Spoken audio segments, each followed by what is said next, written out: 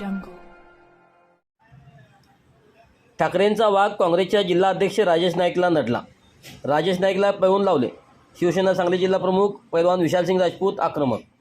Sangli civil हॉस्पिटलमध्ये तणावाचे वातावरण. राजेश नाईक यांनी गुंडाकडून शिवसेनेचे उमेदवार उमर गवंडे यांच्यावर गुंडाकडून प्रेशर आणण्याचा आरोप पैलवान विशालसिंग राजपूत यांनी विचारला. जाब दादागिरी कशासाठी करता? समोरासमोर लढा, आमची तयारी आहे, दिले खुले आव्हान. या उपनेते चाहते शिंदे, सुजाता इंगळे, मिरज शहर प्रमुख बाळासाहेब हत्तेकर, कुबेरसिंग राजपूत, भगवानदास केंगार, प्रताप विचारे उपस्थित होते.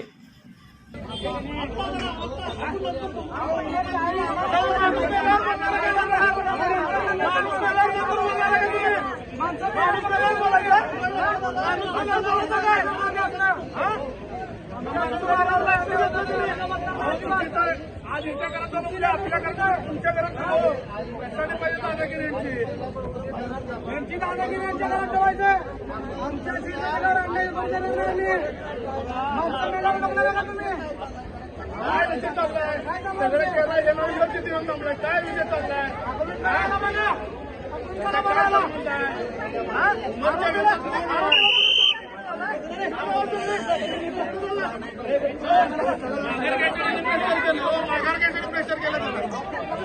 आपल्या एका उमेदवाराच्या बाबतीत दुर्दैवी घटना घडली. काय नेमका प्रकार आहे आजचा?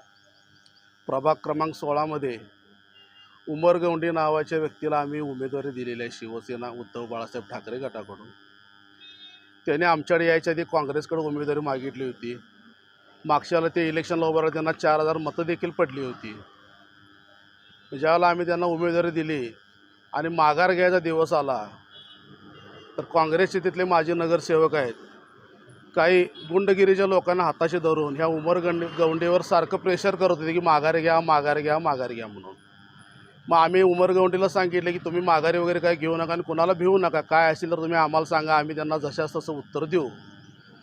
पण माघार आम्ही काय घ्यायला दिलं. त्याच्यानंतर काय त्यांच्या समाजाची काय जी गुंड लोक आहेत, 7-8 लोक समाजाची भीती घालून माघारी घ्या, माघारी घ्या त्यांना प्रेशर केलं. पण ते मला कळाल्यानंतर मी त्यांच्या घरी गेलो. उमर गवंडी, त्याचे दोन्ही भाऊ, त्याची आई, त्याच्या घरातले सगळेजण आम्ही बसलो. त्यावेळेला उमर गवंडीच्या आईने मला सांगितलं की आमच्या समाजातल्या आमच्याच भाऊबंदकीतली काही लोक आहेत, गुंड लोक आहेत आणि ते सारखं माघार घ्या आणि उमरला जीवे मारण्याची धमकी देत आहेत.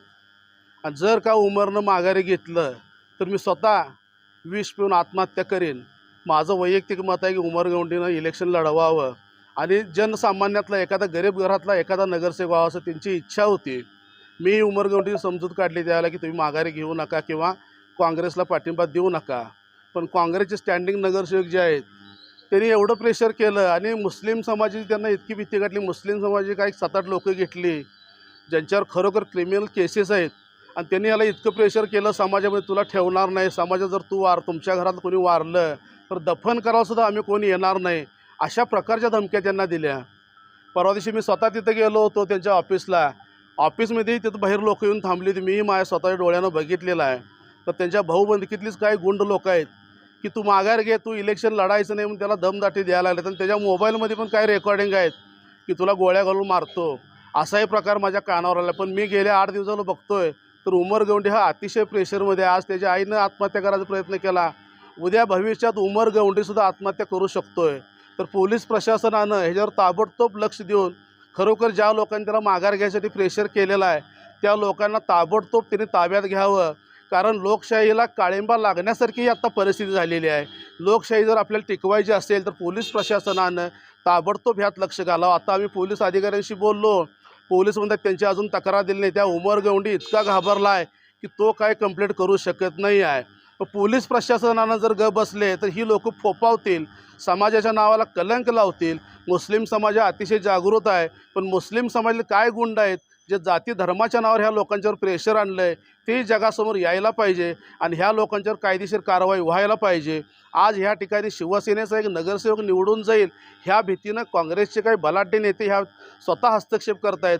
बऱ्याच लोकांची नावं मला देखील माहीत आहेत. जसजसं पोलीस प्रशासन चौकशी करेल त्याप्रमाणे आम्ही पुढची माहिती त्यांना देत जाऊ. काँग्रेसवाली पण असतील, यासोबत भाजपवाली पण असू शकतात. या दोघांच्या प्रेशरमध्ये आलेला आहे, कारण ही सीट निवडून येणार हे आमच्या सर्वेमध्ये आलेले आहे.